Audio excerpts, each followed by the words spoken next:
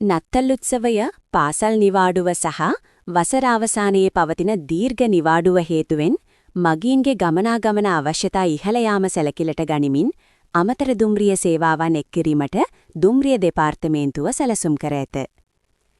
ඒ අනුව දිවයිනේ ප්‍රධාන මාර්ග කිහිපයක් ආවරණය කරමින් විශේෂ දුම්රිය ධාවනයට නියමිත බව දුම්රිය දෙපාර්තමේන්තුව සඳහන් කරයි. ඒ අනුව අද පස්වරු 3ට මරදාන සිට මාතර දක්වා විශේෂ ශීඝ්‍රගාමී දුම්රියක් ධාවනයට එක් කිරීමට කටයුතු කර ඇති අතර එම දුම්රිය මෙම මාස 29 වන දින මාතර දුම්රිය ස්ථානයෙන් පෙරවරු 5ට කොළඹ කොටුව බලා පිටත් වී පෙරවරු 8:30ට කොළඹ කොටුවට ළඟා වීමට සැලසුම් කර ඇත.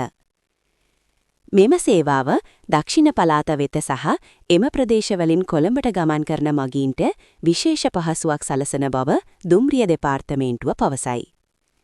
තවද කොළඹ කොටුව කන්කසන්තුරය නගරාන්තර දුම්රියද එළඹෙන 25 සහ 28 යන දිනවල ධාවනය කිරීමට සැලසුම් කර ඇති අතර එය පළමු පන්තියේ වායු සමනය කළ මෙදිරි 9කින් සමන්විත බව සඳහන් වේ. උත්සව සමයේ මගීන්ට ආරක්ෂිත සහ පහසු ගමනාගමන පහසුකම් සැපයීම මෙම අමතර දුම්රිය සේවාවන්ගේ ප්‍රධාන අරමුණු බව දුම්රිය දෙපාර්තමේන්තුව වැඩිදුරටත් දන්වා ඇත.